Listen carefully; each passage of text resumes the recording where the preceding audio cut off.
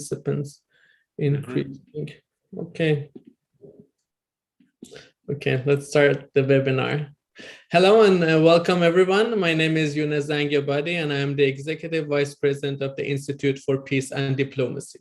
The Institute for Peace and Diplomacy, or IPD, is a nonpartisan foreign policy think tank dedicated to promoting and amplifying innovative thinking in North Atlantic foreign policy. We are very pleased to co-host today's panel discussion titled "Can Sanctions Succeed? Reflecting on a Decade of Financial Coercion" in collaboration with the Bourse and Bazaar Foundation. The discussion today will be recorded and later published on both organizations' websites and YouTube channel. The webinar comes at a very timely moment as the US Treasury Department just released the 2021 sanctions review this week. To discuss the review and its implication for the Biden administration sanctions policy, we have an esteemed moderator, Esfandiar Batman-Ghelij, founder and CEO of the Bourse and Bazaar Foundation, who will be moderating the discussion with 4 distinguished and leading sanctions experts. Without further ado, let me very briefly introduce our panelists and then hand over the floor to Esfandiar to lead the discussion today. Joining us from Washington, D.C., we have Mahsa Rouhi, Associate Professor and Research Fellow at National Defense University. From Geneva, we have Grégoire Millard, Director of Research at the Graduate Institute of International and Development Studies. On the left corner of the screen, we have George Lopez, Professor of Peace Studies at University of Notre Dame. Last but not least, we have Brian O'Toole, Senior Non-Resident Fellow at the Atlantic Council. Thank you all for joining us today. And with that very brief introduction, Esfandiar, the floor is yours. Go ahead. Thank you, Younes. So I'm really excited to be having this conversation, in part because we've gotten the timing perfectly right, given that the Treasury Department released its 2021 sanctions review, its long-awaited review, earlier this week. I wanted to just start with a quick housekeeping note. We're going to run a moderated discussion for about 45 minutes and then leave the second half of the session for questions from the audience. We have an enormous audience right now, which shows that sanctions is, everyone's favorite topic at the moment in US statecraft. But if you'd like to submit a question, at the bottom of your screen, there's a button that says Q&A. Feel free to submit your questions there. Our admins and Younes and myself will be monitoring that section, and we will start taking the questions once we've moved through the first part of the discussion. So we're looking at this very basic question: can sanctions succeed? And we're fortunate to have people that have worked on that question from different angles over the course of many years. But I'm going to start by turning to George, who really was looking at this question in a way earlier than anyone else. And George, I want to go back to your 2002 kind of seminal work that you edited with David Courtwright, which is called Smart Sanctions. And at the time, you wrote that sanctions, and particularly financial sanctions, I quote, hold great promise as tools for focusing coercive pressure on the decision-making of elites rather than vulnerable populations. And what's notable for me looking back on that chapter in that edited volume is that there was a sense of optimism that sanctions could become this very successful tool in American and international statecraft. Now, over the last 20 years, there's certainly been an increase in sanctions. One of the things that's in the first chart of the sanctions review that the Treasury Department released is the demonstration that there's been 1,000% increase in number of designations. There are now nearly 10,000 entities designated on the US sanctions list overseen by the Office of Foreign Assets Control. So I want to start with you by asking you to walk us through what happened in the last 20 years, other than simply a huge increase in the number of sanctions. And we definitely have more sanctions, but have they become smarter in the way that you had envisioned back in 2002? Well, thank you for the tough question to start with. And thanks as well to both of our sponsors for this really very timely panel. I'm delighted to be with our other commentators here. It's a really, really nice opportunity. So 2002, ages ago. I think it's important to start with the notion that that particular framework of targeted or smart sanctions was the product of three United Nations conferences that began in 98 and went through 2002. The Swiss focusing on asset freezes and the dynamics we could learn from anti-money laundering processes in the 90s that had become so successful. Arms embargoes, travel bans, and related things handled in a German conference. And then the Stockholm conference, one in which we looked at the coordination of these different units. And in a sense, the focus of smarter targeted sanctions by 2002 was, let's look at doing away with general trade sanctions by being much more discrete in terms of the type of sanction. So we could have asset freezes of a government and of maybe even individuals in the government. We could have travel sanctions. We could have the denial of loans through international financial institutions. We could have commodity sanctions, looking at the success of sanctions on diamonds and the blood diamonds in civil wars in the 90s. We could go so far as to even strengthen arms embargoes and link them to other things, and even talk about sanctions on luxury goods as punishing those most responsible for the kinds of policies that violated international norms. And then, with that on the table at the start of 2001, 9/11 happened. You know, when you mentioned the book, I thought, yes, I remember stopping the book in mid-press because we had to account for what was happening now with the new phase of counterterrorism sanctions that were coming in September and October in the United Nations. So I see three big changes that happened with that panoply of choices and discrete forms of targeted or more smart sanctions. The first was 9/11 meant you shifted from sanctions being designated on individual leaders to large numbers of people who would be part of transnational violent organizations, terrorists. In fact, there was great discussion in the Security Council in that time about the authority in the charter to actually go to that large number of people, non-governmental entities, et cetera. So the first big change is you're now not just sanctioning governments or leaders in selective numbers responsible for bad policies. What you're doing is sanctioning thousands of people and entities associated with them, including charities and various other groups that are designed or read as contributing to the norm, violating the norm of terrorism. The second thing that happens is there was no way to envision in the late 90s and early 2000s the dollarization of the full global economy. And I think critics are right in characterizing it as the weaponization of the dollar. The ability to combine asset freezes with banking sanctions as the real killer of an economy by the way it become that in the last 15 years, we didn't envision at the time. And then thirdly, the thing that's most significant for me, and I think even for our discussion today, is don't think about the tool and its design as somehow inherently becoming more inhumane, as much as the tools were designed as discrete parts of a menu. And it's decision makers who decided, oh, I don't have to choose that one and maybe just that one. I can choose all six. And none of them are comprehensive trade sanctions. I mean, they're commodity, they're banking, et cetera. But just the banking sanctions and the asset freezes alone become crippling for an economy. And we learn that in practice. At the end of the day, it's about decision makers and what are decision makers going to do with these tools, which is why, yeah, it's a gift to us that we had the report come out from Treasury. And I look forward to the rest of the discussion. You're muted, Yar. Thanks, George. That's a perfect start for us because I think I'm going to turn to Grégoire next to talk about dollarization, but I want to get Mahsa's reaction on this, I think, really elegant explanation that we had a menu of options and policymakers decided to fill the table with all the things. And that may have been where a lot of the harm stemmed from.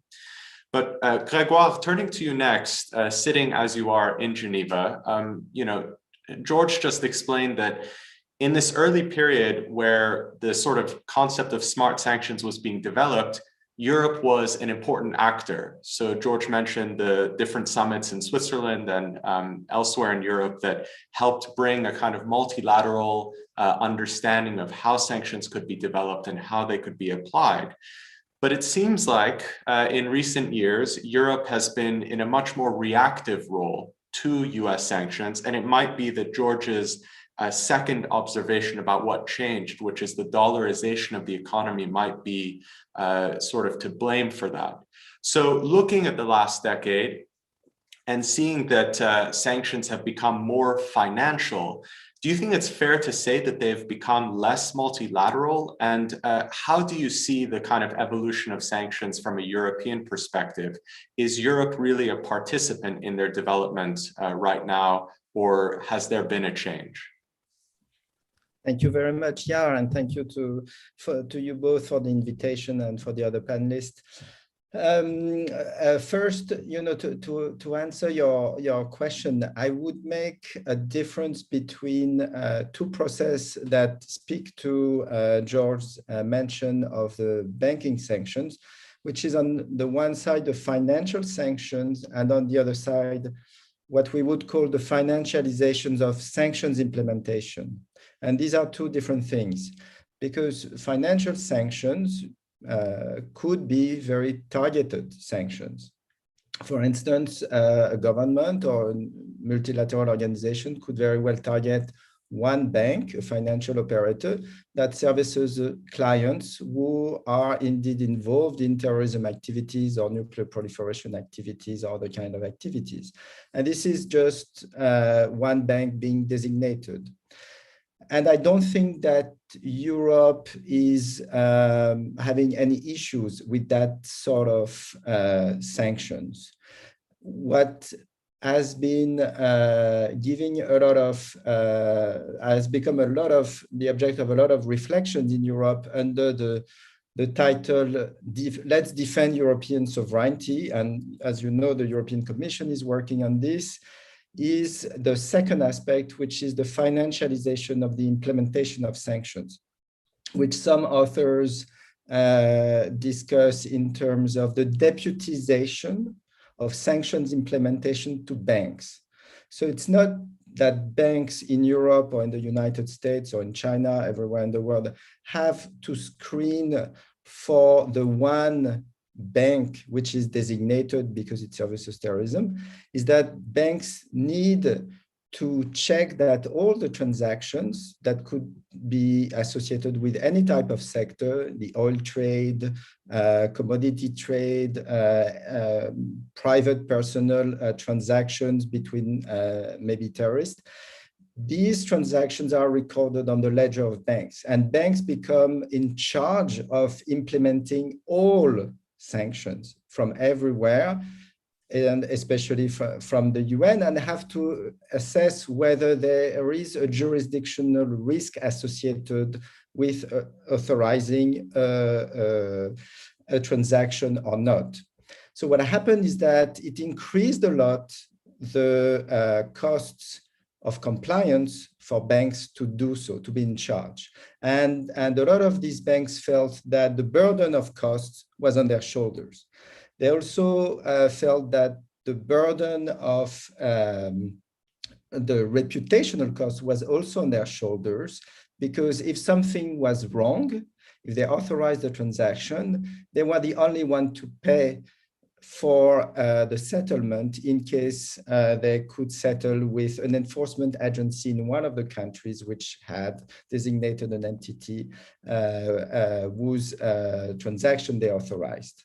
So now you could think that, in a multilateral world, a multipolar world, banks would be wary of sanctions enforcement actions coming from many different places, the US, Europe, or China.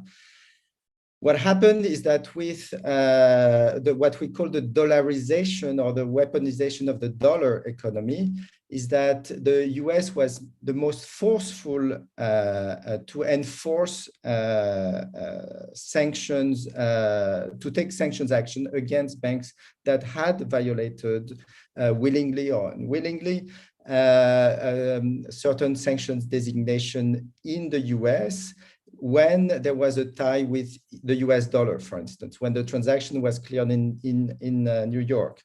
And then the US could claim that they had territorial jurisdiction and they could lead an enforcement action. So to understand why European banks became very vulnerable to these enforcement actions. You have to remember what came before 2008 and what came after 2008. What came before 2008 is that most banks in the 90s, the European banks, acquired the New York branch to clear their global transactions. And they were in charge of basically servicing the trade finance economy.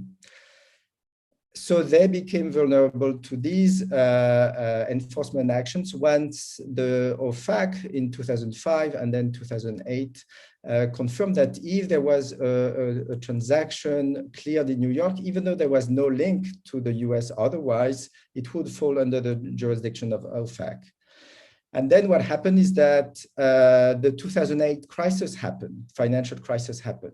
And all these European banks became dependent on the rescue packages of the Fed, which sent a lot of liquidities to save these banks, which would otherwise collapse. And if you want to read about that, you can read about Adam Too's book Crashed, where he shows beautifully how basically these global European banks de facto became US banks. And I think this is what the Europeans are reacting when they think now, 10 or 15 years after, Europeans need to defend the sovereignty of their banking sector. They are reacting to this second aspect of the implementation of sanctions by the banking sector and the dollarization of the economy. They are not that concerned with targeting one bank in Russia or targeting one bank that has ties in the Middle East with terrorist groups. So that is the broader picture that needs to be introduced in the discussion, I think. Thank you, Grégoire. Brian, I want to get your reaction to Grégoire's point just now, because as we were discussing before we went live in the green room, we were having a conversation about the fact that in some ways the new 2021 sanctions review that the Treasury Department published earlier this week included very little discussion of this possible impact of sanctions on allies, or maybe less discussion in that at least public document than some of US's European allies might have wanted to see. But before we get there, I think it would be great for you to give us a little bit of context about what this review is, why it was anticipated, why it matters. So obviously 20 years later, it seems that policymakers are still trying to make sanctions smarter and are picking up on some of the same things that George and colleagues and obviously previous administrations had tried to tackle as far as 20 years ago. And so we see this 7-page document that the Treasury Department has produced. The review, according to the document itself, focuses on 2 issues. It provides a framework for guiding imposition of economic and financial sanctions. And it also gives potential operational, structural, and procedural changes to improve the Treasury's ability to use sanctions now and in the future. So I guess the question is, why do you think this review was conducted? Why did the Biden administration quite early on actually signal it was going to produce these findings? And do you think that this review summarizes an assessment of sanctions that George, Grégoire, and others, including yourself, have produced over the last several years? Or are there things that are new in the review about that suggest that Treasury is being kind of innovative in looking at these questions moving forward? So, I mean, I think taking kind of your last question first, Yar, I don't think there's anything revolutionary in the review itself. I think it was kind of triggered in no small part by abuses by the Trump administration over the previous 4 years, not just of the relationship with Europe and other traditional US allies, but of the tool itself, right? We in the public saw open consideration of designation of domestic terrorist groups under US sanctions authorities, which is not legal. We saw, the Trump administration impose sanctions on Chinese military companies and kind of blow through the Administrative Procedures Act, which governs a lot of it, such that the Biden administration, which actually agreed with the policy, had to blow it up and redo it entirely. We saw consideration of sanctions being used to fund the border wall, right? Those are all abuses of the tool by the Trump administration. This was clearly an attempt to do kind of two things that both fall under the category of putting things back in a box, right? So you put it back in the box of responsible use of, international emergency economic powers authorities, which are what U.S. sanctions are, to focus on international threats. And implement more of a kind of consistent approach, because sanctions have been a little slapdash in the U.S., in particular over the last, say, 15 years. Kind of anybody can say sanctions, and then you've got this interagency discussion about, imposing sanctions on 3 people in Burundi. The other piece is trying to reestablish that multilateral approach, and regardless of the dollarization piece that Gregoire talks about. Those fundamentally are much bigger economic issues than they are sanctions issues, in my view. It's just that sanctions benefit greatly from the centrality of the US financial system in global cross-border transactions, whether they're denominated in dollars or not. They're going to hit New York almost all the time, like a staggeringly large amount of time. And I think that's what this review is focused on, is we need to just kind of put this back into some rationalization. We need to have a process. And I've got a piece coming out that I'm writing with Dan Freed that should be published probably today on this. And we understand why they didn't commit themselves to anything. We kind of wish they had at least a few discrete variables, right? Increasing kind of the scope and scale of humanitarian exceptions, right? It's clear that the ones that are there work to some degree, but they should be better. And the U.S. needs to be proactive, especially with those developments Gregoire talked about. It's really hard to transact across borders and currencies without coming through the U.S. The other piece is kind of set up a policy process, put a national security directive or a presidential policy directive around it, whatever vehicle the White House thinks is appropriate, and then make some other commitments. I'd also love to have seen, we talked a little bit in the green about kind of the size of OFAC. It's 250 people charged with all of this. That's not enough. And a 930% increase in the use of sanctions, as the review talks about, over the last 20 years has not been met with anything close to a 900% increase in budget. Maybe 50 or 100% at most. And that's set against FinCEN, which is the anti-money laundering regulator in the United States, kind of a sister agency within the same division at Treasury. That's had 250% budget increases, or at least budget proposals. They haven't gotten the most recent one in the last 15, 20 years. The recommendation Dan and I are going to make in the paper is that the administration put a supplemental budget request out on the same order, 50% increase for OFAC. That's what they need. They need to do it for a few reasons. One is some of the administrative stuff to help speed along licenses, enforcement investigations, things of that nature. But they also need to do other things, right? They need to review the efficacy of sanctions programs. There should be better congressional oversight, as I've written before. These are all things that weren't necessarily part of the review. And so I think, and I hope this is just a start, right? If the administration is going to use this well, first, Congress needs to confirm some people.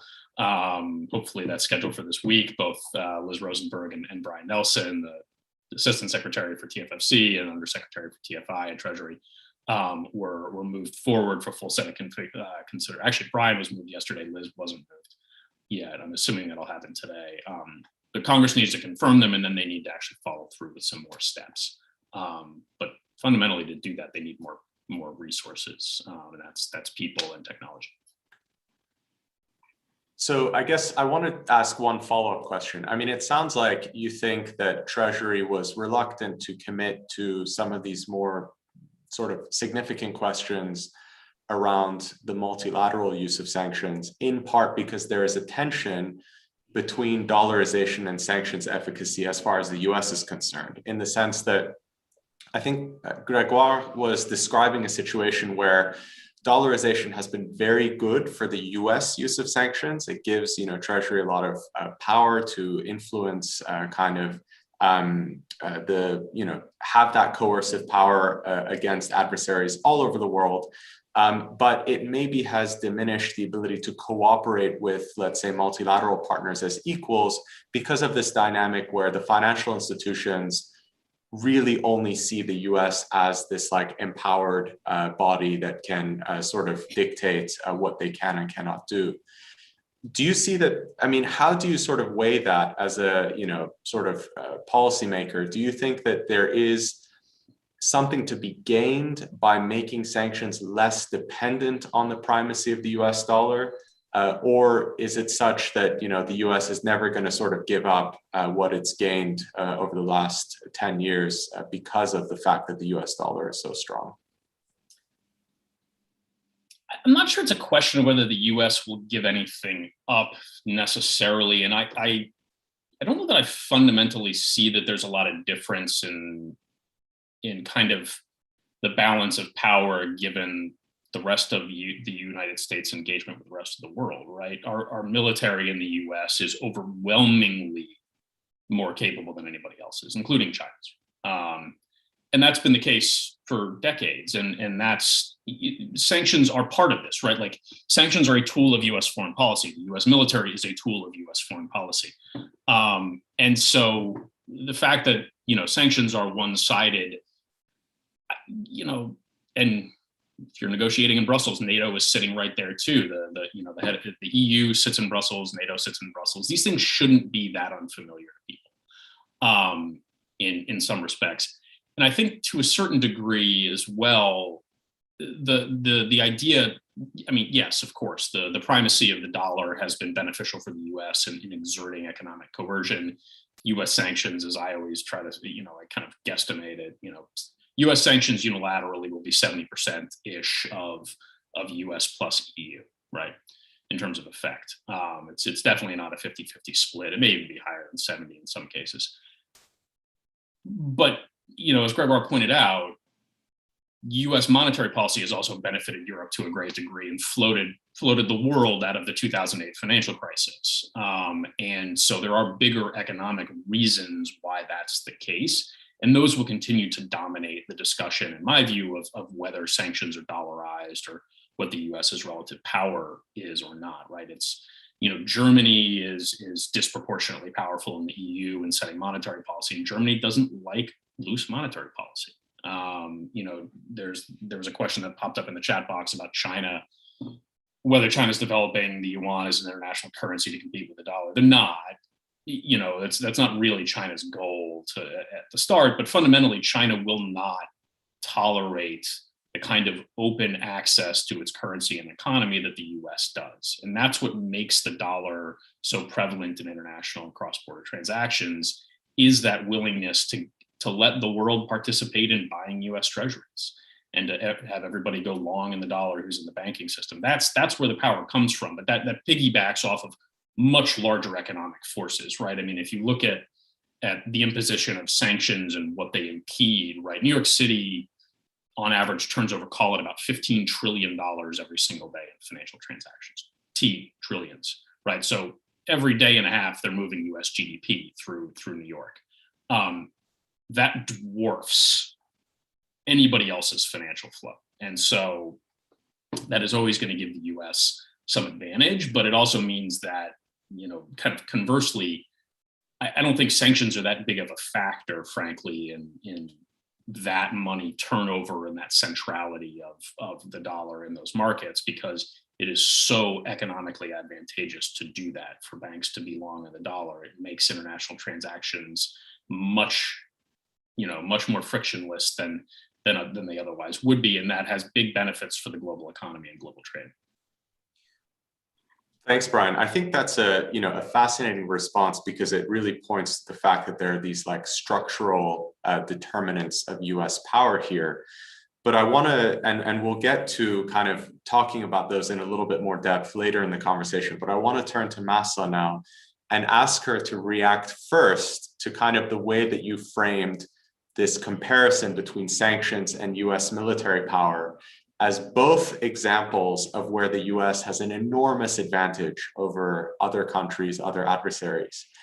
But you also describe them both as tools of US foreign policy. And I want to turn to Mahsa, because what we haven't talked about so far is how sanctions are perceived by the countries that are targeted by these programs.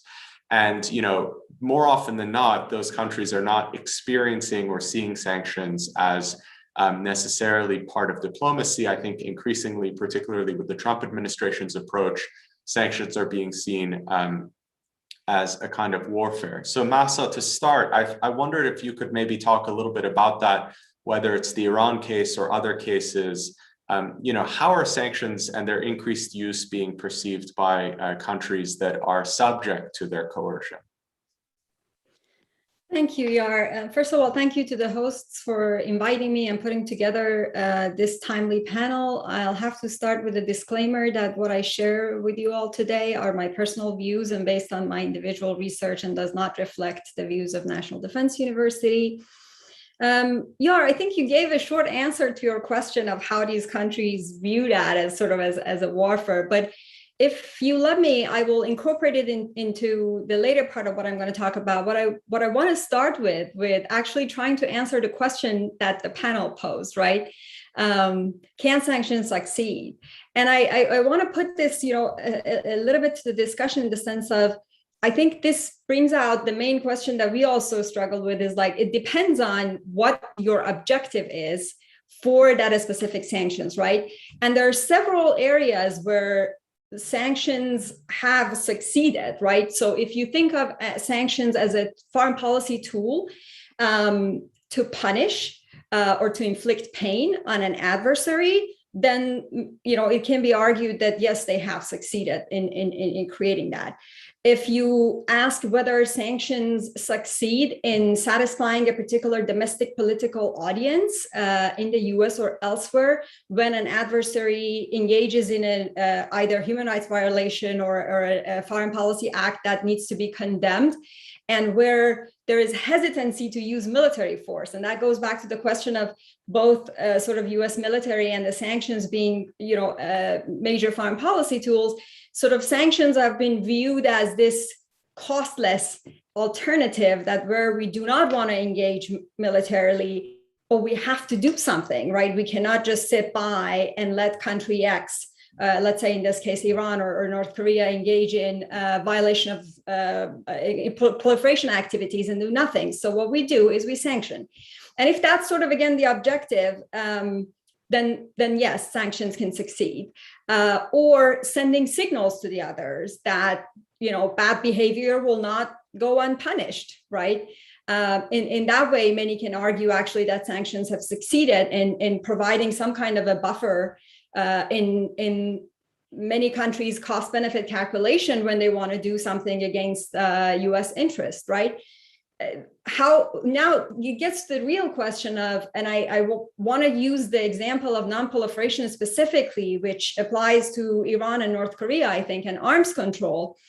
I think is where, the sanctions, we have to think about smart sanctions in a different way. And I really like the idea of sort of smart sanctions and, how we think about it. But I think so far we have focused on smart sanctions just in terms of targeting. And that's, again, something that you and I, grappled with and addressed in the paper. Whereas if you think of sanctions as sort of, if you think of sanctions in terms of targeting and the relief, they're really two sides of a coin. And so if you want to use a sanction in order to achieve a particular foreign policy goal, let's say you want Iran to stop its proliferation activities, right? Or you want North Korea to give up its nuclear weapons, or you want to have an arms control. These kinds of foreign policy objectives they're needed to be sustained and verified over time, right? So it's not a one-off transaction that you can switch on and switch off. And the sanctions relief, unfortunately, is not at all working, or it's not clear how to work. We have a lot of structure for imposing the sanctions and how to be smart about it.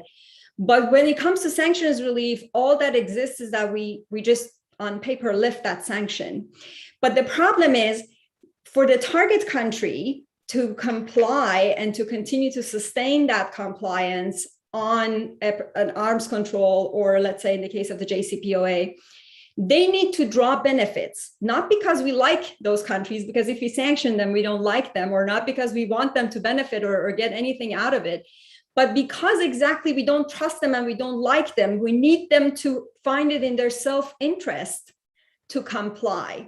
So really it comes down to have as much credibility on what the alternative route is if you do what we expect. So if we have this objective of you stopping this number of activities to be verified over this number of years, then and if you don't, there is enough credibility that how powerful US sanctions could be.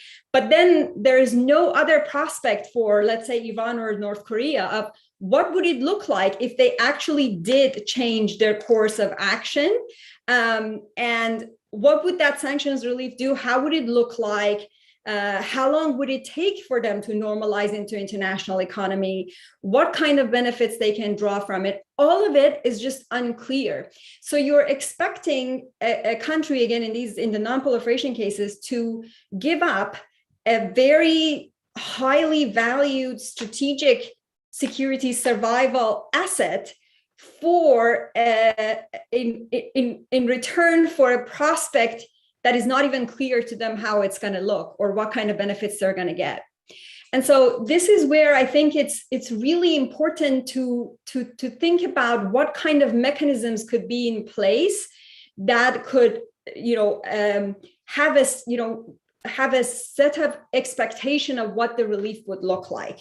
And we can discuss the details of it as well, but I will add one last thing about the smart sanctions, because I think it's important, and that is, what was really fascinating about smart targeting was exactly that. Instead of blanket sanctions, let's go after the specific targets. And I think in certain ways it works when you have individuals in violation of human rights and statesmen and you impose sanctions on them. That's a different story.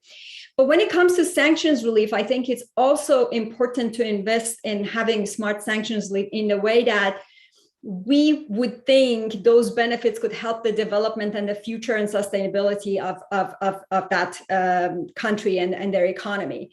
So to give an example, if we want, for instance, Iran in the future not to expand its nuclear energy as much, then maybe in our sanctions relief, we need to be targeting and providing additional relief to alternative sources of energy so that in the long run, they provide a competition for nuclear energy. So let's say in 20 years, the nuclear issue politically is resolved with Iran. If we really want that sort of enrichment to be capped, then we got to think about what kind of sanctions relief we can provide now so that their energies. Right now, all the other energy sources are being sanctioned. So over time, probably the nuclear one would be the one surviving and thriving and expanding. And there would be not much of a competition at that point, even in the oil and gas sort of technology sector. So that was just an example to think about how we can be smart about how we do sanctions relief and how we provide that to the target countries. Thank you. Thanks, Mahsa. So I want to get a couple reactions on this issue before we sort of switch gears. But so first, let me come, George, to you briefly, and sort of, I would like to get your view on why, going back to your metaphor, the sanctions are something that policymakers are choosing from a menu, they're ordering them. Why is it so hard to send that dish back to the kitchen when the time comes? And, I want to understand from you where sanctions relief factored into conversations around smart sanctions in the earlier period, let's say back in the early 2000s, and where maybe it stopped being a priority, because it seems to be an afterthought, even in part in the 2021 sanctions review that we've discussed. Yeah, and I'm happy to give the historical view, but I want to tie some of our good colleagues' comments together in terms of now. Please. The atmosphere in the early 2000s was that smart sanctions were the new humanitarian relief. That is, because of the debacle in Iraq and also related negative humanitarian dynamics in the case of the Balkan sanctions and to a lesser extent in Haiti, we had three immediate cases in the early 90s in which we said, look, this thing's out of control, especially from the UN point of view. You couldn't have both reasonably effective draconian economic measures, but a concomitant social, medical, food crisis. at the other level. So you had to put in place these mechanisms, and again believe that going short of a full trade embargo would improve the prospects of an economy surviving, in a sense, the economy thriving underneath the targeted sanctions that were imposed on the leadership. That was a set of assumptions that was quickly proved false for the banking reasons that Gregoire and others have noted. And I think one of the dynamics for why has it been difficult to get these supposedly refined techniques be more responsive to humanitarian crises are related to some themes we've already hit on. One is the dynamic that more of this flowed in operational form to the private sector, sometimes made permissible by government action like OFACs, but also that the humanitarian relief cycle has to go through a government now constrained with resources and is going to make choices to either reward its supporters with the declining resources that have resulted from sanctions or to attend to wider societal needs. And we weren't successful or committed early on in the 2000s to suggesting that major flow of humanitarian goods was outside the realm of sanctioning agencies. We had a period of time in the Yugoslav sanctions where we pre-designated international institutions well known for their humanitarian relief operations to not have to go through sanctioning devices like licensing, and the implementation is guaranteed by member states. We developed containerization methods where something could be packed in Switzerland and didn't need to be inspected to get into Bosnia. And all those things we couldn't transnationalize or chose not to transnationalize. For me, what this, and even the report this week heightens, is that there aren't commitments of the responsibility to restore an economy that's been so devastated by sanctions, even when the sanctions do end. And I think the experience of Iran here between 2015 and 18 is dramatic. Having sat on the UN special panel of experts for monitoring sanctions on North Korea, why would any even irrational figure like Kim Jong-un decide, after looking at Iraq, Iran, Libya, that it's in your interest to give up nuclear weapons as a reward for what's going to happen economically? In fact, there were no economic relief. And I think we have a responsibility to think about that as an incentive, the flip side of sanctions, for coaxing regimes to be more cooperative with whether it's non-proliferation or other types of sanctions. George, you've done a really good job of actually bridging the two topics, the topic that I wanted to move on to next. And I think what's really interesting about your comments is this idea that, to an extent, the difficulties in safeguarding humanitarian trade and developing mechanisms to do that is indicative of the sort of lack of progress that's been made on sanctions relief. I see Brian's hand is raised, and I was going to turn to him. So Brian, it would be great to have your comment on this. And then I want to turn to Gregoire to comment, because I know this is something he works on closely. Brian. Yeah, thanks. I might take a little bit of issue, George, with the idea that there was no economic relief in these cases. In Libya, if you go back to Libya 1, there was economic relief, right? Gaddafi gave up his nuclear weapons and then had billions of dollars to play with in the international markets. And then it wasn't until he started killing his own people with anti-aircraft weapons that the sanctions were reimposed and he was essentially deposed. That Gaddafi took the wrong lesson in some ways from that, is that he had a green light to do whatever the heck he wanted. And I think that's one of the challenges with this, is you're not dealing with kind of like-minded regimes most of the time, right? It's not the US imposing sanctions on, France, and then, France decides to behave better, and from the US perspective, and all of a sudden everything's back to normal. This is part of the challenge from like an ongoing policy thrust, is, look, if Kim Jong-un gets a settlement, gives up weapons, whatever the case may be in North Korea, and there's opening there's still not going to be any tolerance for human rights abuses. And that's right, in my view. So some of this is scoping kind of relief better. I thought Mahsa had some really good comments about making sure that people understand there's an incentive to comply. I thought that was a really smart way to frame it. And it is true in of course, in the 2015, 2016 context in Iran, in particular, that there was not that much relief that Iran saw. And there are several reasons for that. One, of course, was the election, the looming election, and what then candidate Trump had said on the campaign trail about blowing the deal up.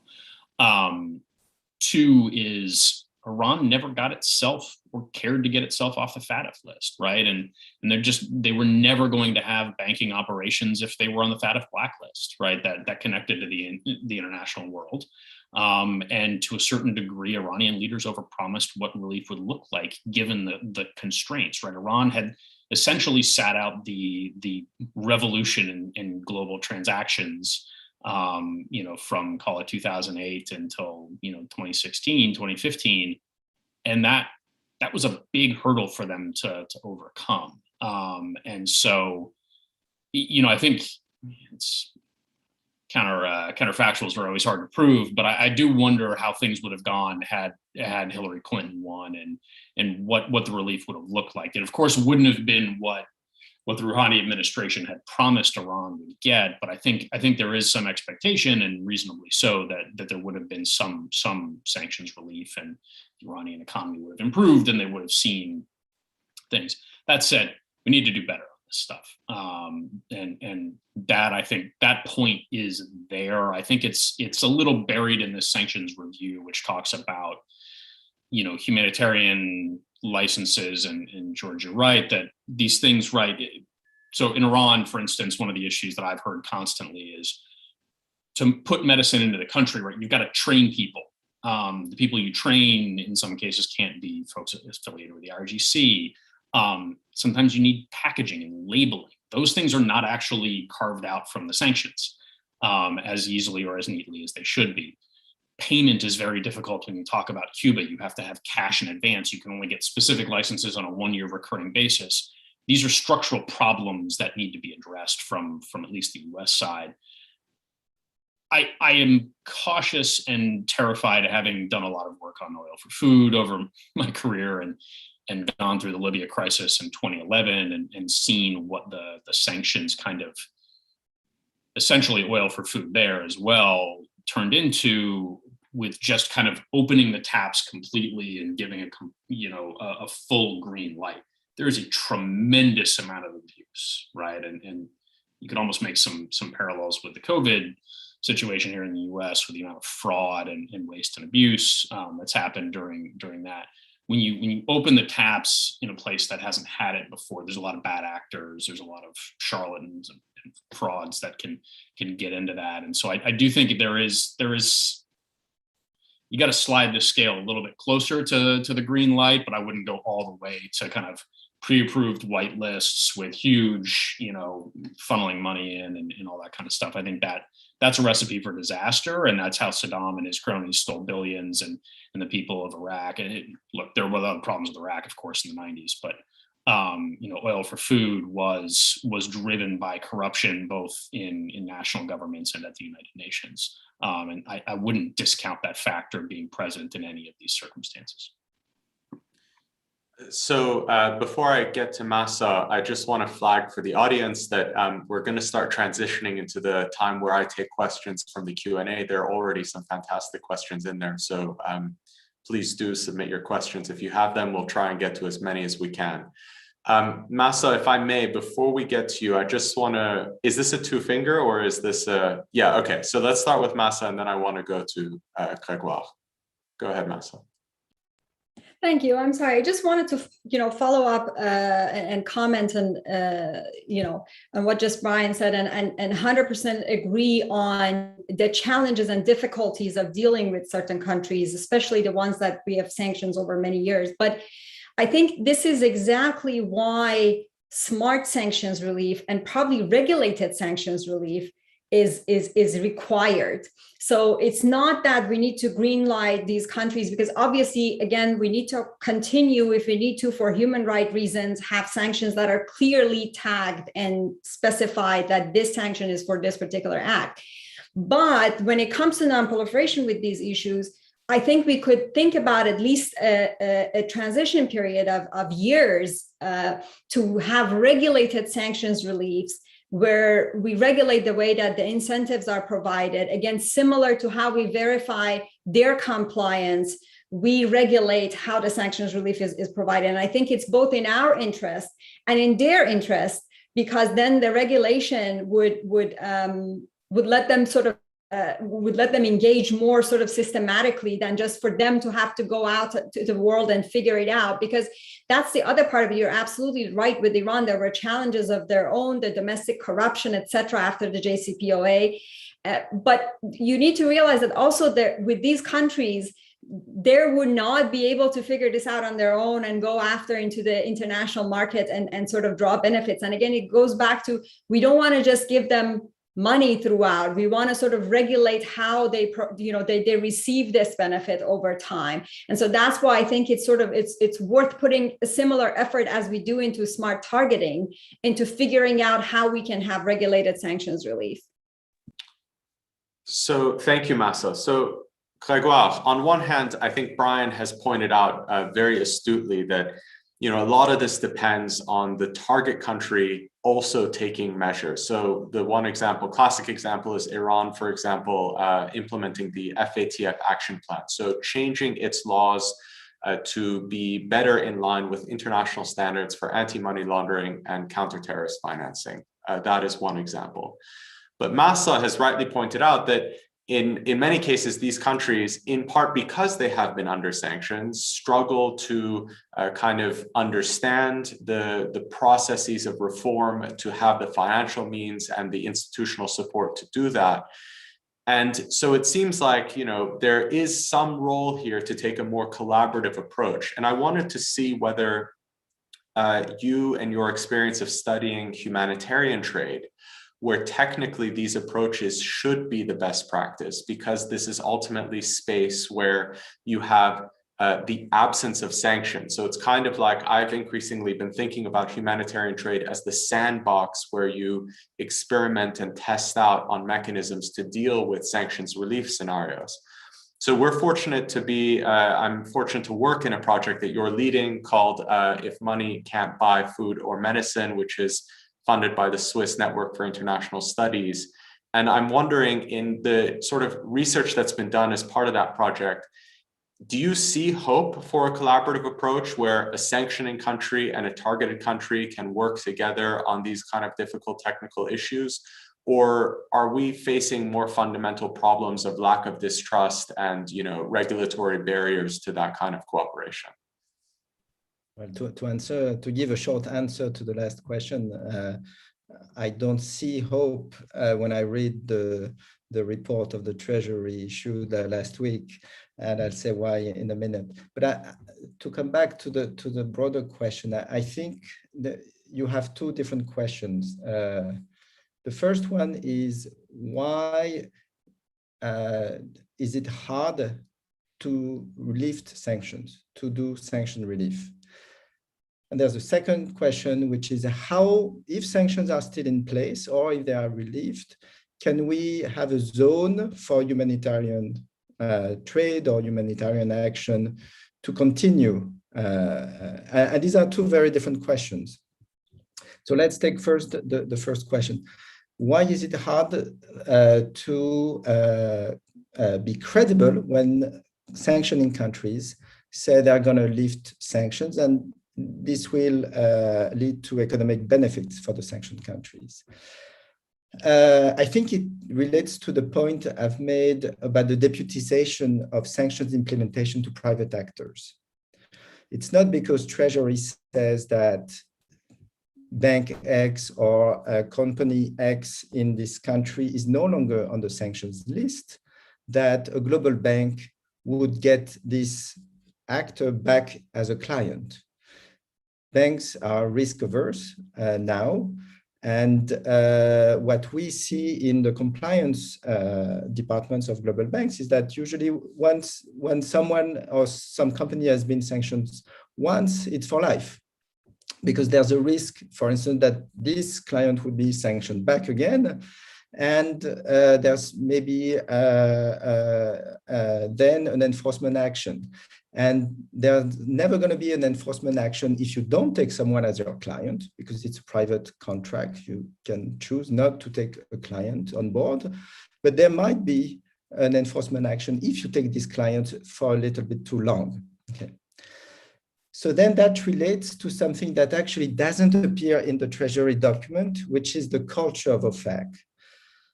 And I think in the banking sector and there is a perception, I've done a lot of interviews in Europe with European bank compliance officers where they always talk about the cowboys of OFAC. So they have, when you look at Daniel Ellsberg's The Pentagon Papers, he talks about this type of groupthink. I think people in OFAC are extremely intelligent, technical, smart people, that's for sure. They know very well their topic. Are they very reflexive, and do they operate with concepts that allow them to be open to diversity of opinion, especially when they deal with banks? I'm not sure. So, for instance, the concept of strict liability is something that a lot of European banks have issue with, that, once you make something wrong, even if you disclose it, you're going to be found guilty in any case. Now, the level of penalty will differ depending if you made a self-disclosure or not. That's something that basically OFAC should rethink, maybe. Do you find in OFAC, a lot of openness to the fact that Iran tried to actually comply with the FATF regulations? I'm not sure, but when you read, what happened after the GCPOA implementation, I think that, Iran had a number of discussions about how to actually come close to OFAC, to FATF compliance, and made good faith effort. Was it enough for OFAC and FATF, and is FATF completely independent from OFAC? That's also a question mark. I mean, 2 weeks ago, there was the resignation of the FATF director that spurred a little bit of news. This is also a question to be asked. So I think that, and it's true that for the banks in general, one of the indicators they take in order to open new accounts or to authorize new transactions with the country, the FATF rating is one of the most important things they will see, because it's like an aggregator of factors about corruption, about transparency, and about many things beyond sanctions. And if a country is on the FATF gray list or blacklist, nowhere a responsible global bank is going to invest time and money in this country and in transactions with this country.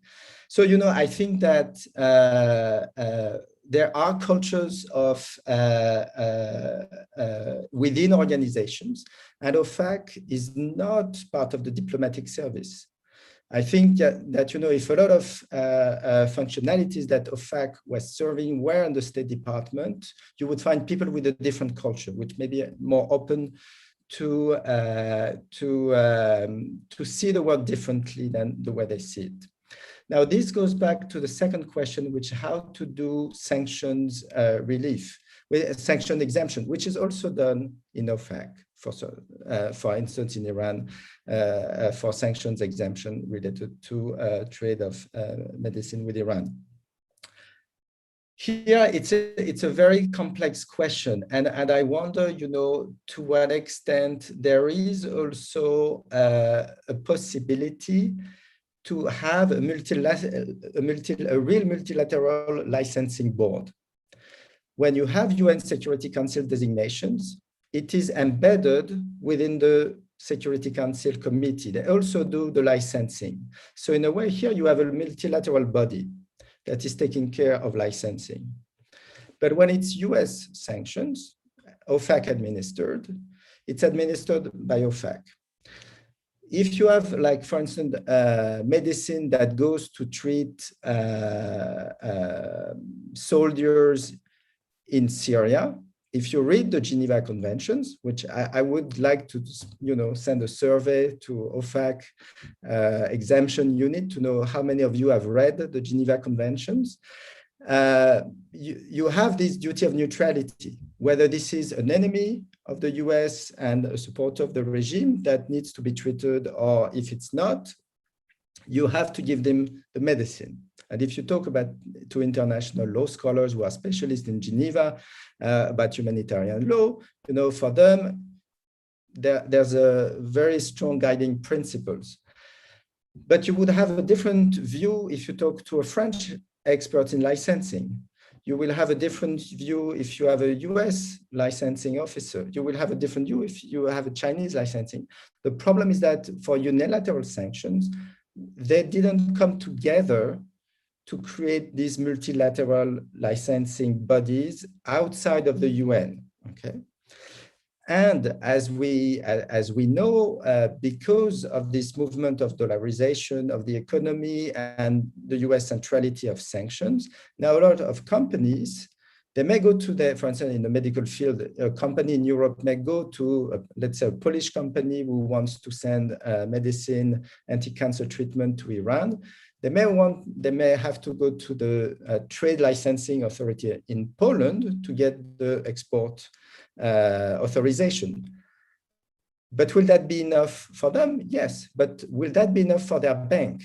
Maybe not, because the bank may be part of a program under a deferred prosecution agreement in the US and may have to also check that it's compliant with US sanctions.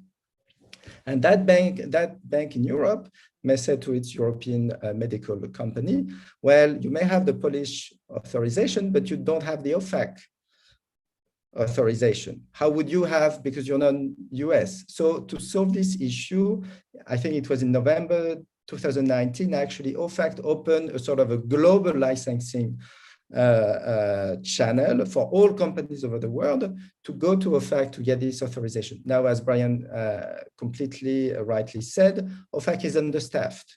How many authorization can they get all the authorization requests from all over the world?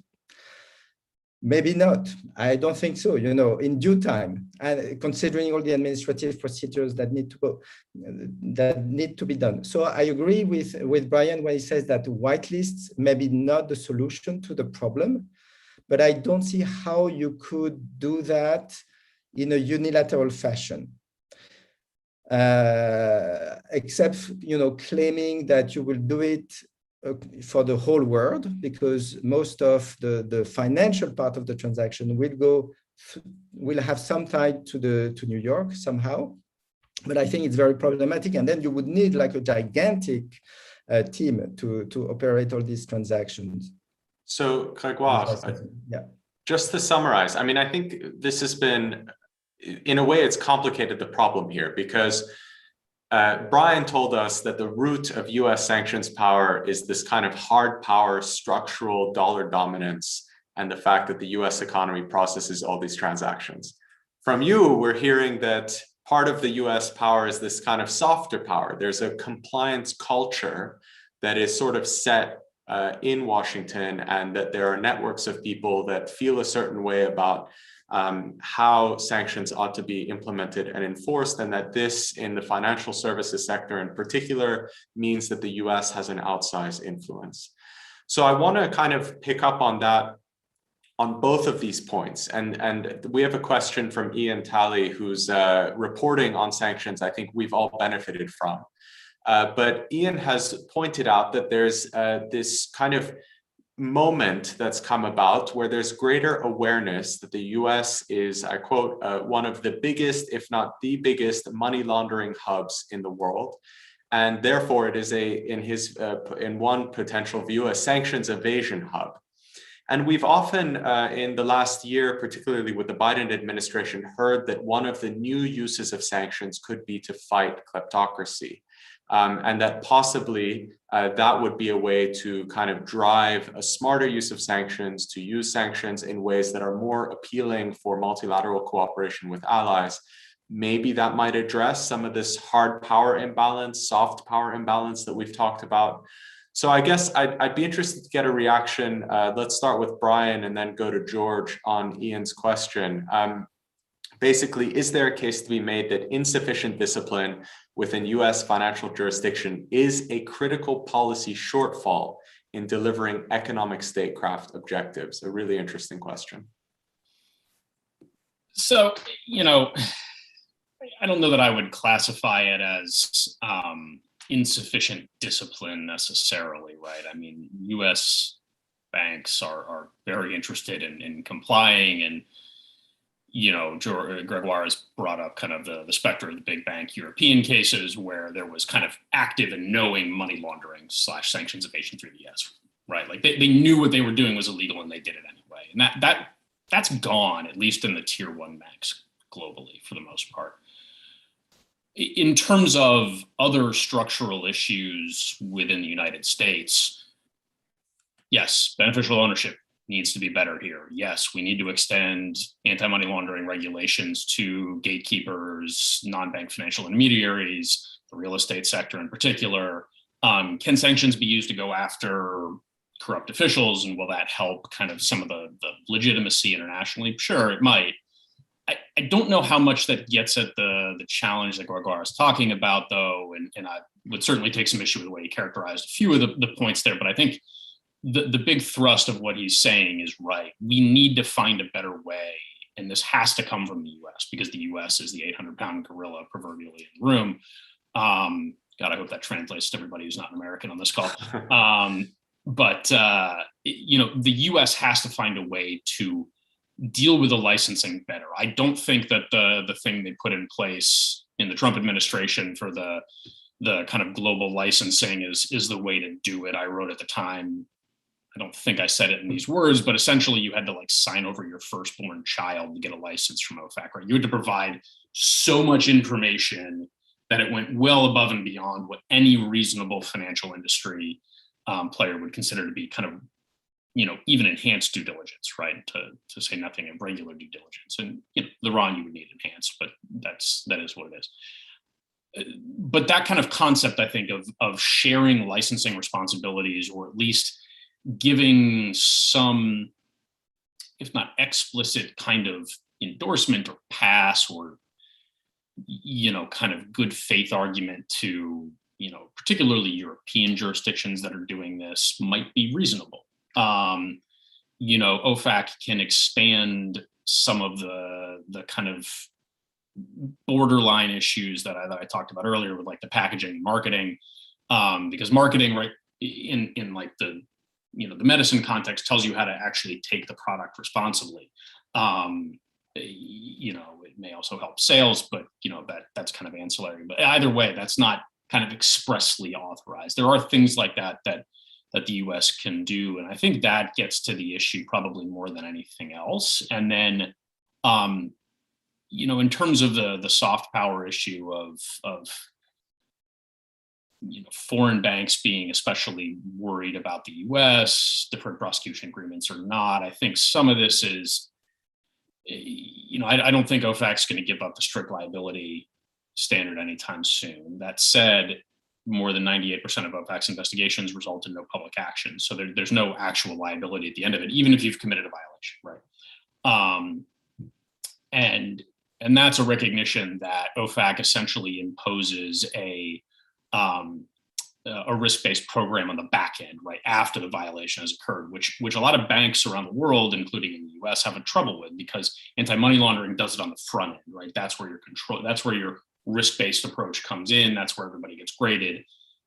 OFAC, it's kind of the inverse, and that's something where there's certainly tension, and I think OFAC has some work to do. There's a good paper from the Bank Policy Institute in the US that talks about kind of asking for a regulation from OFAC or some sort of public statement about what a risk-based approach looks like. I think that would go a long way to helping, you know, free up the issues that you talked about, Gregoire, where you may have the requisite authorizations, even from OFAC, and a bank may say no because they don't want to deal with the risk that they haven't interpreted something correctly or done whatever. So I think those are how you kind of get at the issue. And then, on Ian's point, yes, it's easy to hide money when you're turning over $15 trillion a day, right? Like there's a reason the U.S. is the hub, and that's it.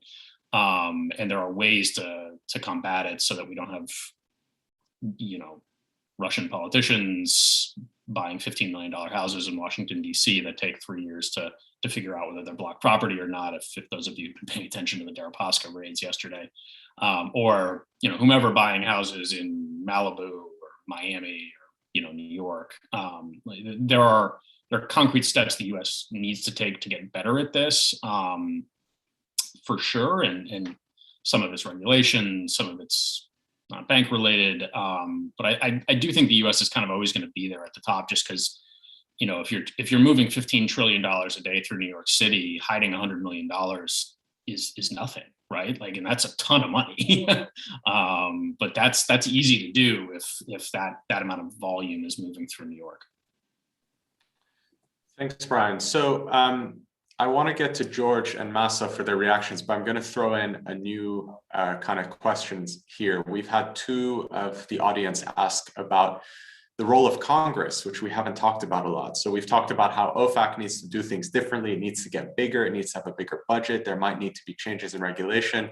All of that is hard to do without Congress somehow endorsing or supporting it. So George, it would be interesting to hear from you a little bit about where Congress factors in the possibility of reform. And then Mahsa, obviously, target countries look at Congress and the executive and they think, how exactly is sanctions, relief going to be implemented? Where is the real locus of sanctions policy? It would be great to sort of have your thoughts on how that tension plays out for the target countries. So George, maybe we start with you. Yeah, as a U.S. citizen here on the panel, I see Congress as a mixed blessing and a quite mixed institution in the history of what it's done with regard to sanctions. I mean, if we look at that period right after the acceptance of the JCPOA, it was Congress that gave Boeing and various other groups the most difficult time with re-engaging with Iran. And that may raise an issue about administrative leadership at the top. Thinking about the Treasury document we've commented on, I was stunned by the way it promised greater communication across Commerce, Treasury, State, the executive branch, the NSC on these issues and more focus. Well, what maybe you really need is a sanctions policy council and a sanctions czar in the US who can be equally focused not only on effective administration and reform of some of the things that Brian and Gregor have talked about, but also devote considerable attention to sanctions relief and sanctions mitigation when the policy is being undermined because it's negatively affecting civilian population. Now, what can Congress do in this kind of dynamic? Congress can talk about the codes of conduct, talk about the rules under which AIPA or any other sanction jettisoned from the U.S. government or one imposed by the U.S. government has to meet certain restrictions. I mean, we do this for agricultural policy, for the goods that come into the United States. We do it in a variety of other technological areas. Certainly, we could do it on sanctions. It will be a tough fight within the Congress, but every legislative matter is like that. There are some Congress people that are quite interested and committed to this, certainly in the Senate, but also some very good people in the House of Representatives that are mobilizing for this. And they're dramatically influenced by what they're hearing from their constituents who are declaring more and more that sanctions are economic war. And I think that dynamic of domestic politics in the US is really underappreciated, and there may be room there. One other thing I'd add here, and that is that the culture thing that we've talked about, and Gregor has been so good about commenting on, it's tough to break organizational culture. And that organizational culture was tripled down on over the last 4 years. I don't want to get partisan about it, but not only has OFAC been shrunk and not staffed up, but the people who were put in place were essentially feeling like they had the levers of power that exceeded what OFAC was meant to be. We've all heard the dynamic of a chilly climate that's cast on not only the sanctioned country, but the region. And it's going to take a lot of work and a lot of concentrated work from the top down. Congress can help to change this as the dynamic. We have a history as a country of immediately after victory in war, helping the reconstruction of a country. We've never helped the reconstruction of an economy after sanctions. This is why I go back to codes of conduct and the responsibility to restore as being very, very much not only in our interest, but in our capability without too much of a lift, I would say, by the international community and by the United States. Thanks, George. And I think you've answered another question from an audience member who was asking about whether there needs to be a kind of whole of government approach to this problem. And I think you've described that. But Mahsa, turning to you, George, I think, has made the righteous call for, this sanctions reconstruction, as I've called it with a colleague. But that means getting Congress on side. And so how do targeted countries see the relationship between the executive and Congress right now? And, generally speaking, the challenges that we've been discussing. Thank you. I mean, George made great comments, and some of which I was thinking about. So I won't get into the details of that, but I did want to mention just thinking about the target country's perspective, and some of the challenges that we discussed was how much their internal structural challenges. So for instance, FATF for Iran can undermine the sanctions relief. And I think it's important to think, if you were in their position, it's very difficult because they're facing a dilemma where if they have to either adjust their economy to be able to sustain sanctions for a long time and use and how to actually circumvent sanctions and do those illegal transactions to survive throughout sustaining the sanctions. And then you have when they actually want to make an agreement, and then there's the prospect of the relief is unclear to them. Making that change becomes a very difficult domestic political decision, right? Because if they do that, that makes them potentially more vulnerable. And that's the argument that some of the hardliners are making in Tehran for their illicit transactions, which are now essential. So if somehow things fall through and they remain under sanctions, they would be even more exposed. And the other side of this, the dilemma that they're facing, is that in their view, and that goes back to how they see this as sort of a military, another kind of military or a warfare sanctions, is that there are many who argue within the political elites, in many of these countries, this argument has existed, but specifically on Iran, that the real goal is not to have an agreement, that the real goal is to continue sanctions, weaken the adversary, so that we get to a comfortable position to attack them militarily. And that might be a misperception, but it's a very strong view that they hold. And I think it's important to think about. And I think it exactly relates to how potentially we haven't been successful in having credible sanctions relief and conveying and signaling that no, there is actually an interest for having an agreement. And finally, I want to mention sort of how, there were great points about multilateral approaches, and you mentioned the collaborations and how this can be done. And I know we have been very pessimistic about this, but I think, at least for me, the experience of the JCPOA and because I followed this very closely, and the technical nuclear challenges that existed seem to be, not resolvable. But a group of technical experts and sort of this collaborative approach helped come up with creative solutions and a plan and a roadmap to deal with that. So I don't see why, and I understand all these challenges exist now, but I don't see why if we make this a debate, and if we sort of start thinking about it and create maybe a collaborative commission, that could be one council, as George suggested, inside the United States. It could also be an international commission that doesn't have to have any authority to do something, but at least come up with solutions, with pathways, with a roadmap, and come up with an endpoint that would be appealing enough for the target country that understands that it has to take a difficult road, but there is an endpoint at sight that they're interested to get to. So they will work towards this, and their expectations are managed. Their benefits are very specific. What they're not going to get is also very specific. What they're going to get in 3 years or 5 years is very specifically explained to them. So they know exactly how they're going. But otherwise, they feel like they're walking into a dark tunnel that they don't know where it leads to, and you expect them to make changes in their system that could further expose them when they don't even know how that exposure could hurt them in the future. Grégoire, is this a short interjection? Okay, great.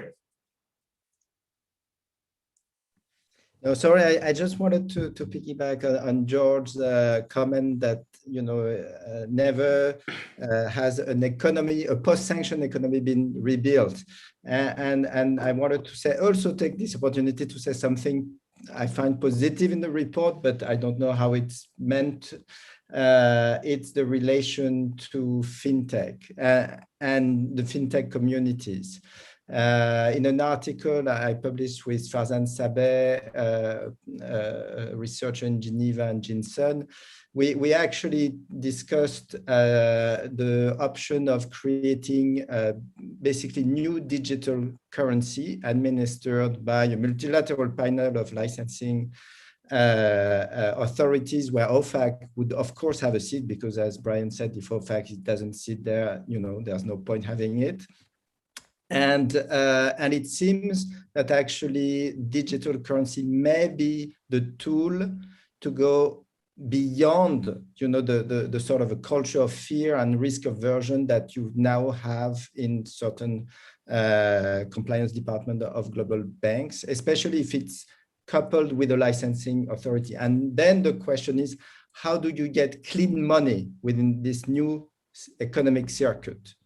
But it's a different way of thinking about the question. And I think it would be better if the US, the Europeans, and why not China, do it collaboratively, rather than let China do it through its central digital banking channels, and do it on a unilateral basis.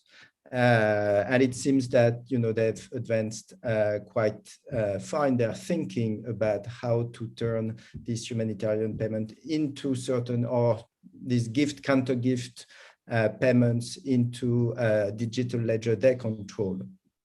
So I just wanted to say that maybe there are creative thinking to be done. No, I'm glad that cryptocurrencies finally came up. Crypto. It's not crypto. It's digital. Yes, it's a digital ledger currency that would be administered by the multilateral licensing authority. It's the contrary of crypto. What I mean, the reason I brought it up is because we had a few questions about cryptocurrencies and their possible role in sanctions evasion. We probably won't get into detail here, but I think what Grégoire has pointed out is that these technologies can be used in more positive, productive ways to address some of the shortcomings of how sanctions are implemented and how the policy is implemented. So I think I highly recommend people to check out that paper. So we have maybe 6-7 minutes left. Naturally, I have not gotten to all of the excellent questions, but I do want to sort of pick up on a few threads that have come through these questions from the audience, and to sort of pose a question for each of our panelists to answer in just a couple minutes each. Basically, on the basis of what we've discussed today, the Biden administration is in a very tough position. And I think we can look at this in the context of what's likely to happen with the main sanctions program in either the optimistic or pessimistic scenario. So based on what we've talked about, if the Iran nuclear deal falls apart, the Biden administration is going to have a very hard time trying to multilateralize its sanctions campaign again. They are going to have to bring countries like China and Russia on board, which, although they may be willing to comply with sanctions and have mostly complied with US secondary sanctions so far, probably don't want to appear that they're coming on board with these programs. And that's something that needs to be considered when we think about implementing sanctions in a situation where they are really seen as a US dominant tool. But on the other hand, the Biden administration has a challenge if the nuclear deal is restored, because as we've discussed, sanctions relief is a very difficult thing to implement, and the durability of that agreement is going to depend on large part on whether the economic benefits of the deal flow, in a way that Iran would see as reasonable enough and would justify Iran meeting its commitments under the deal. So faced with these two scenarios, what I wanted to basically ask the panelists to do is thinking about the sort of political, procedural, institutional challenges that the Biden administration faces, and given that they have at least shown that they're thinking about these issues through the sanctions review, I guess my question is, what is your one piece of advice, as they're staring down at these two scenarios, which are both sort of difficult? What should the administration do more of, keep in mind, consider when it's thinking about US sanctions policy, and whether it can succeed not in the next 10 years, but really in the next 2 or 3 years? So let's start with Mahsa, and then we'll go from maybe George next, Brian, and then final word to Grégoire. Thank you for the very difficult question. So I really think the challenge of sanctions relief that is ahead of President Biden is going to be ahead of him on Iran, regardless of whether the JCPOA is revived or it fails. Because even if we think about the JCPOA failure, then unless we're thinking about a military option, really the other alternative to put a cap on Iran's nuclear program would be some sort of an agreement. And any sort of agreement, whether it's JCPOA, whether it's a new deal, whether it's in 6 months or in 3 years or in 5 years, if we really think the solution to resolving this issue is going to be an agreement, will require credible sanctions relief. So I really think if I were to give one piece of advice, would be to focus on finding creative ways to address this issue, unless the alternative seems attractive. One might say that there is a third option, which is sort of to continue the status quo, except that there is so long this can go, and more importantly, the escalatory cycle could be so volatile and dangerous given so many miscommunications and misperceptions that exist, that I don't think that's really an ideal scenario, and that's not sustainable in the long run. I really think we ought to envision at some point either resorting to military force, which does not seem to be an option that the president, again, it's my personal view, that would like to, they want to go for diplomacy. And if diplomacy really is the primary goal, then I think the issue of sanctions relief need to be dealt with, thought about accordingly, regardless of the fate of the JCPOA. Thank you, Mahsa. George.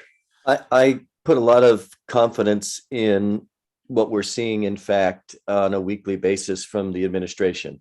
There's a drip, drip, drip of pronouncements from OFAC and from other entities that this group is coming off the list. This activity is being permitted, particularly with regard to Syria sanctions. There's been no extra enforcement about the Caesar Act. And I think there's a commitment to do this almost without tying it to the bigger diplomacy of either Iran or the structural reform that's necessary that we've all talked about. One other point here, I think, again, the COVID pandemic gives the administration a very unique possibility with some of the regimes into which it has sanctions, and that is a dramatic opening through COVID relief, not only the facilitating better medical supplies, but also being willing to finance Moderna and others writ large to provide vaccines into these communities, whether it's Venezuela, Cuba, Iran, or elsewhere, to make up for our reluctance to do that earlier. And I would add, George, I think it's been positive that the administration hasn't rushed into sanctions in the Afghanistan case, which could have been a potential. Brian, how do you see what's your piece of advice for some of your colleagues and friends who are in the administration? I'm in a tough place on, especially, I mean, this is so central on Iran and given the audience and you know, the primacy of that and in a lot of US foreign policy. I am deeply, deeply skeptical that a deal is anywhere in the offing. And, you know, I think the Iranians have rejected it essentially at this point, and they're not going to be satisfied unless they get extra. And I think they're fooling themselves. I mean, I think there are two things, and folks in this panel are probably going to hate this, but first is, with respect to Iran in particular, don't get impatient and think that they need to get something done if the Iranians are being unrealistic. And I think that's where this is right now. You know, there are larger structural issues. There's been the question popped up, I think Barbara Slavin asked it, and somebody else alluded to it as well, about what does the JCPOA plus look like, or some sort of ongoing deal, access to U-turn, US markets, like real serious sanctions relief.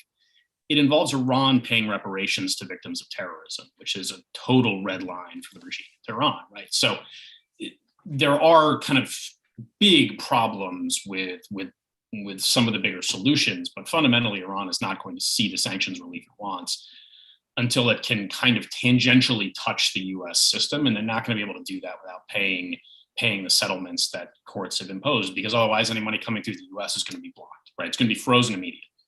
And it may not necessarily have to stay there, but that's a 10-year court fight that nobody wants.